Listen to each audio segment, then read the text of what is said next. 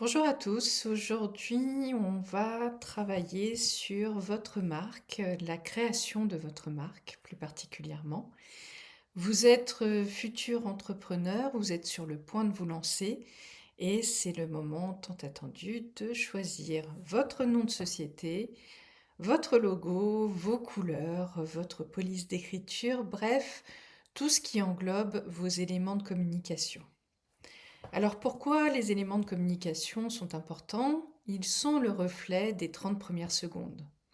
Si vous deviez aller à un entretien ou un rendez-vous professionnel, vous ne donneriez pas la même image si vous arrivez en jean basket que si vous arrivez en costume cravate. Eh bien là, c'est la même chose. On est là pour transmettre l'image de votre structure que vous êtes en train de monter. Elle a également un impact sur la concurrence, sur la différenciation, cette image.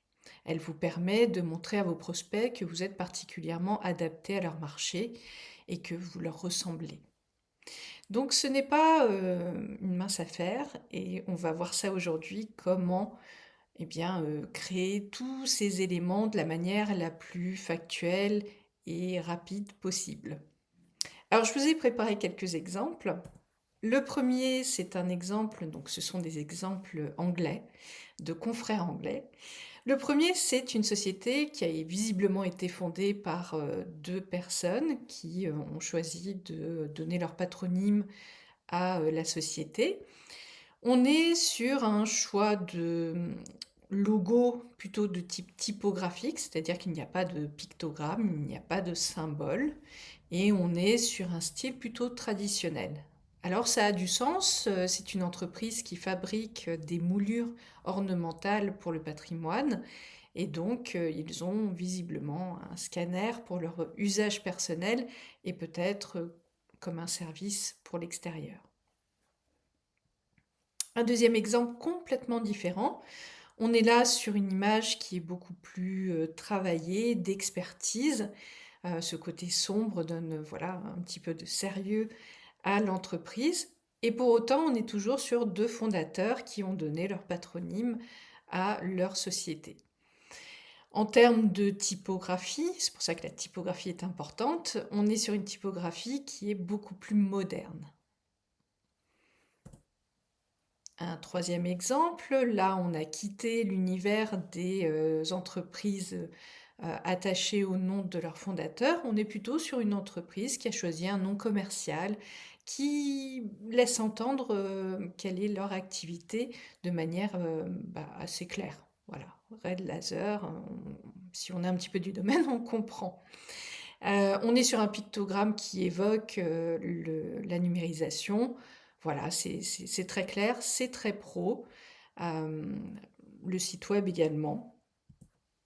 Et un petit dernier, donc là on est sur un mix, c'est-à-dire que à la fois le nom, on est sur un logo de type typographique, mais avec, en incorporant un ou deux éléments un petit peu plus travaillés, notamment le point à l'intérieur du C et le fait d'avoir le mètre carré.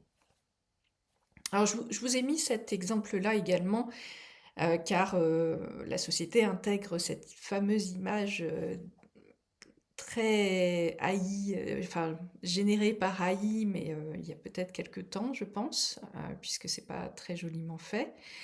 Et finalement, là où je trouvais que leur logo et leur univers étaient plutôt franchement pro, eh bien, on vient perdre un petit peu de ce professionnalisme à cause de cette image faussement créée. Je vous conseille donc, lorsque vous allez créer votre site web, d'afficher vos rendus ou d'acheter des photos ou en tout cas de soigner un petit peu plus la génération des images créées par AI. Donc on l'a vu, on n'a pas le même sentiment, la même impression, les mêmes 30 premières secondes en fonction de ce qui nous a été présenté comme communication. Donc la communication, c'est un ensemble. On doit choisir son nom de société, on doit choisir cette forme de logo, et puis on a également les couleurs qui ont un véritable impact. Et c'est ce qu'on va voir aujourd'hui. Alors démarrons tout de suite. Choisir son nom de société, c'est peut-être ce qu'il y a de plus chronophage. sauf si vous avez un coup de cœur et une idée brillante, et je vous le souhaite. Votre nom ou un nom commercial? Ça, c'est la première question que vous pouvez vous poser. Alors, choisir un nom personnel pour nommer sa société, ça peut être intéressant, notamment si vous êtes dans le domaine depuis plus de 15 ans, par exemple, ou plus de 20 ans, et que votre nom est déjà synonyme de votre expertise et est déjà très connu. Euh, Ça peut être intéressant aussi si jamais vous choisissez d'être un freelance et vous n'avez absolument pas l'ambition de créer une société commerciale avec des employés, et que vraiment vous avez juste envie de rester freelance pendant plusieurs années. L'intérêt de choisir un nom personnel, c'est qu'on va avoir un sentiment de proximité avec vous à travers ce nom de société et on va avoir l'impression de s'adresser directement à vous pour tous les projets. À l'inverse, un nom commercial peut paraître un petit peu plus froid. Néanmoins, il peut donner un petit peu plus confiance rapidement, puisqu'on va se dire c'est une société, il y a certainement des salariés. On va imaginer déjà que la société est un petit peu plus grosse. C'est également plus pratique si jamais vous décidez d'avoir plusieurs activités ou si en effet vous avez des salariés qui ne vont pas récupérer juste votre nom quand ils vont avoir un client au téléphone. Le client peut s'attendre à vous avoir au téléphone si jamais le nom de votre société c'est le vôtre. Si c'est un nom commercial, eh bien il n'y a plus de souci. De même, si un jour vous êtes amené à vendre cette structure, ce sera aussi beaucoup plus pratique, beaucoup plus facile. Alors, il existe une petite approche hybride. Vous pouvez très bien choisir un nom commercial et si jamais votre nom personnel est très connu, écrire fond départ et puis insister un petit peu plus sur les pages à propos d'eux, etc. pour raconter votre histoire de fondateur. Alors, avant de vous lancer dans ce brainstorming d'idées, seul avec votre intelligence artificielle préférée ou avec vos amis ou famille, il faut déjà vous demander qu'est-ce que je souhaite transmettre comme message. Votre marque, c'est le reflet de ce que vous êtes pour le moment, puisque c'est vous qui démarrez cette aventure. Et c'est important qu'elle reflète ce qui vous rend unique. Et quand je dis unique, c'est pas forcément des termes de type sérieux, consciencieux, réactif, bref, tous les éléments qu'on va retrouver sur 99% des scanners ou des dessinateurs. Vous êtes tous sérieux, consciencieux dans le détail, vous êtes réactif parce qu'il le faut pour l'activité. Donc c'est pas ça qui va vous rendre unique. De même, si vous me dites oui, je souhaite évoquer la précision, le côté exhaustif et rapide, eh bien finalement c'est un peu hérité de la technologie de la 3D ou du scan en tant que tel. Et pareil, bien la plupart des opérateurs de scan qui vont se lancer auront les mêmes termes. Donc c'est important que vous vous demandiez bien qu'est-ce qui me rend unique. Ça peut être les marchés sur lesquels vous souhaitez vous lancer. Ça peut être votre particularité sur votre parcours, c'est peut-être le type d'expérience que vous avez derrière vous, votre diplôme. Ça peut être aussi la manière dont vous allez délivrer le service, les logiciels utilisés ou une méthode particulière. Ou enfin, ça peut être des éléments de votre personnalité. Évidemment, vous souhaitez transmettre une image. Je précise que c'est important que l'image que vous souhaitiez transmettre corresponde bien à ce qu'attendent les prospects avec lesquels vous souhaitez travailler. Vous pouvez être très jovial, très dans l'humour, et pour autant viser des applications industrielles, B2B, sérieuses ou défense, euh, qui n'accrocheront pas à ce que vous souhaitez transmettre. Donc pensez à cette adéquation. Il faut quand même qu'il y ait une cohérence entre ce que vous voulez transmettre et le marché. Néanmoins, il faut choisir quelques qualificatifs. Voilà, je souhaite que ce soit abordable, sympa, facile, ou au contraire, je souhaite transmettre une image d'expert, posée. Est-ce que je souhaite être plutôt traditionnel? Est-ce que je souhaite plutôt être plutôt tech? Voilà, c'est quelques éléments qui vont participer à la différenciation. Je vous ai mis 2 exemples. Le premier, Martin, formation ingénieur, logiciel embarqué. Voilà, il a goûté au drone et il veut en faire son métier, et délivrer, un service de photogrammétrie pour, des chantiers BTP, du suivi de chantier ou de la VRD. Son petit plus, c'est qu'il sait coder, donc il peut être particulièrement utile sur des adaptations ou de l'interopérabilité de logiciels. Et lui, il veut une image dynamique, moderne, tech. À l'inverse, Tom, il est de formation technicien géomètre, il a travaillé en cabinet de géomètre expert, il souhaite se lancer et il veut conserver cet aspect sérieux, euh, professionnel et très technique, puisque ce qui fait sa particularité, c'est qu'il est complètement à l'aise sur n'importe quelle complexité de projet. On est donc sur deux professionnels qui souhaitent se lancer, qui ont un parcours très différent, peut-être des personnalités différentes aussi. Et même si on vise le même marché, voilà, on va forcément se différencier. Alors, quelques règles avant de démarrer vraiment ce brainstorming. Votre nom doit être pertinent. Pertinent, ça veut dire il doit énoncer ou laisser entendre ce que vous souhaitez faire passer comme message. Il doit être mémorable. Voilà, il ne faut pas qu'il soit trop générique. Sinon, si c'est ceci 3D, eh bien finalement, on ne s'en rappelle jamais et peut-être on va plus se souvenir de votre nom de famille. Et enfin, il doit être facile à lire et à prononcer. Alors, c'est important puisque il y a des sociétés qui sont internationales et qui ont créé des noms de sociétés qui sont, ma foi, difficiles à prononcer en français ou qui peuvent laisser entendre d'autres messages. On verra ça tout à l'heure, j'ai gardé une ou deux anecdotes. Et je précise également, vous allez répéter ce nom toute la journée, au téléphone, vous allez l'écrire, ça va vraiment devenir votre quotidien et presque une partie de vous. Donc c'est important que ce soit facile à dire, que ce soit peut-être pas trop long et que voilà, vous n'ayez pas besoin de l'épeler tout le temps parce que vous avez décidé de mettre une pointe d'originalité dans la manière de l'écrire, etc. Voilà, faites attention à ça parce qu'il faut vivre avec derrière. Et puis faites attention au mot nuage. Donc nuage de points, pour nous, dans le domaine, on est très familier. Mais il est vrai que certains de vos prospects vont pas forcément comprendre. Ils peuvent se dire, tiens, ils font de l'hébergement dans le cloud.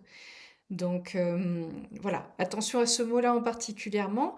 Maintenant, si votre cible comprend bien ou qu'il est associé avec d'autres termes, eh bien, ça peut fonctionner quand même.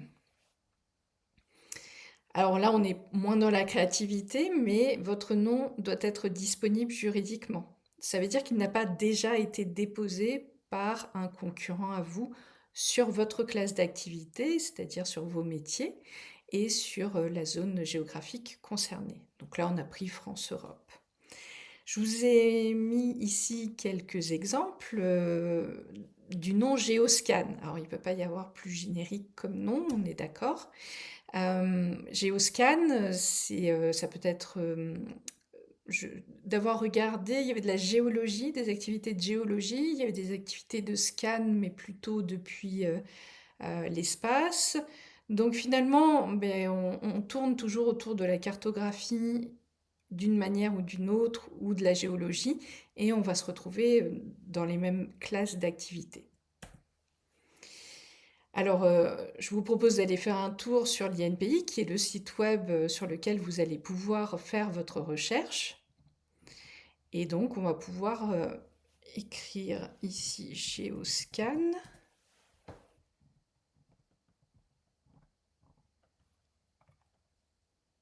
Voilà.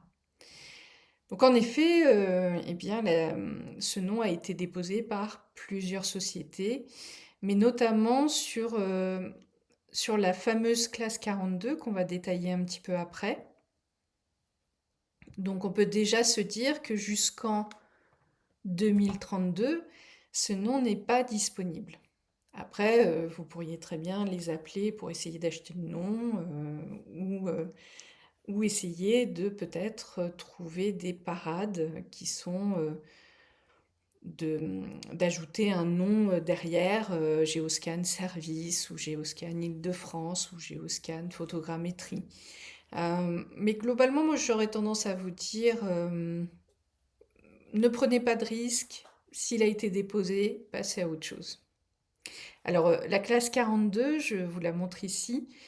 La classe 42 comprend toutes les activités liées à la topographie, hydrographie, topographie, SIG.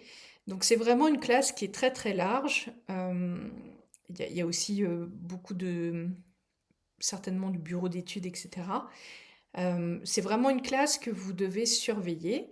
Après, c'est pas obligatoirement la seule classe sur laquelle vous souhaitez déposer votre nom de société. Et si jamais vous concevez des produits sur mesure ou vous assemblez et commercialisez certains produits, ça peut être intéressant de regarder la classe 9. De même, si vous avez une activité de développement logiciel, eh bien, je vous invite à chercher la classe qui est adaptée.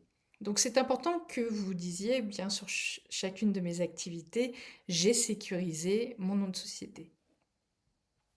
Alors combien ça coûte? On est sur 190 € pour la toute première classe. Et puis au niveau de la couverture, donc voilà, on sera sur la zone Europe pour l'INPI. Maintenant, si vous souhaitez la déposer dans le monde, il faudra vous renseigner sur les autres sites web de dépôt de marque. Voilà, je vous ai mis le lien pour déposer votre marque sur l'INPI. Et puis, quoi qu'il en soit, je mettrai tout dans la barre d'information.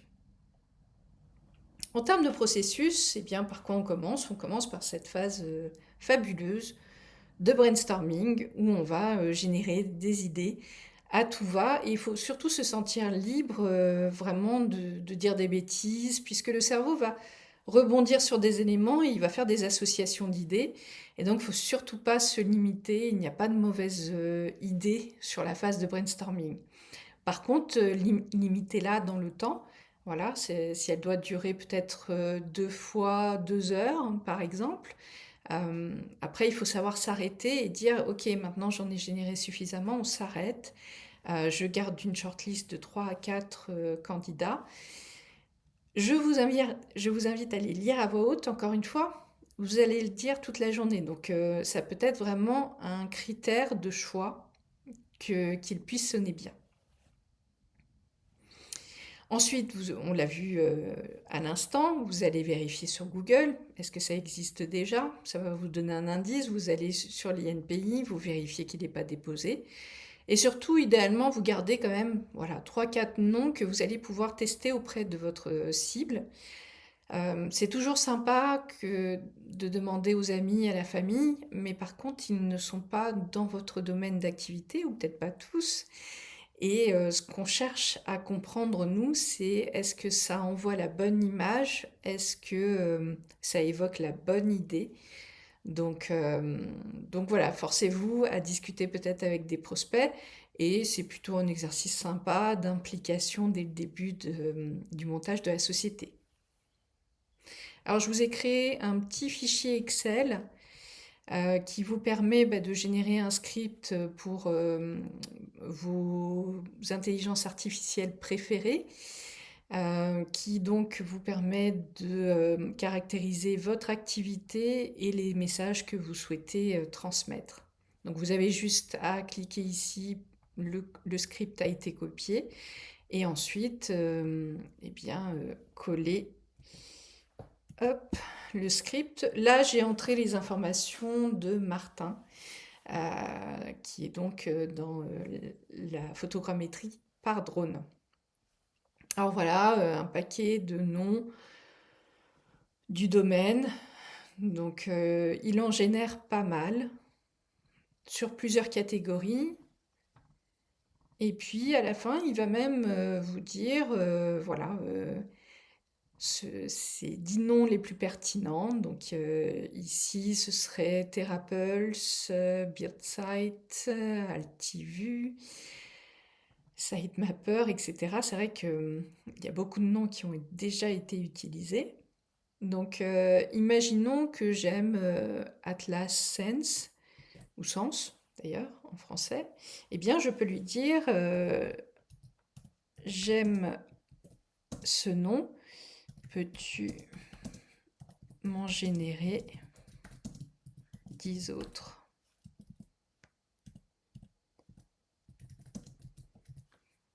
dans le même style. Même style. Vous pouvez ainsi avoir une conversation avec l'intelligence artificielle et aller creuser des pistes jusqu'à ce qu'il y ait quelque chose qui vraiment vous interpelle. Je m'arrête là sur les noms, parce qu'on pourrait y passer encore beaucoup de temps. Moi, ce que je voulais vous dire, c'est faites-vous confiance. Souvent, le nom, il y a un aspect coup de cœur, et même si par moment il peut y avoir des doutes, voilà, vous pouvez les dissiper avec quelques prospects, mais il y a des sociétés qui ont réussi à fonctionner même avec des noms qui avaient un sens ou une connotation pas forcément parfaite pour la France. Je vous ai pris un exemple très connu qui est voilà, la société internationale basée au Japon, Topcon, qui n'avait certainement aucune idée que peut-être ils allaient attaquer le marché français un jour et la manière dont on comprendrait ce terme une fois énoncé au téléphone. De même, eh bien là, ça peut paraître évident, on est sur un scanner qui s'appelle Share, on le voit, c'est marqué que c'est pour le partage, mais par contre, si je retire l'aspect visuel et que je ne fais qu'en parler, et que je dis, tiens, tu connais les scanners Share? Eh bien la personne peut se dire, oui, mais j'en connais des abordables aussi. Voilà, donc c'est des petites choses et pour autant, on y arrive quand même, on arrive à fonctionner quand même. Donc voilà, en tout cas, amusez-vous, c'est une phase qui est aussi assez fun, mais en effet, n'oubliez pas, vous allez vivre un long moment avec ce nom.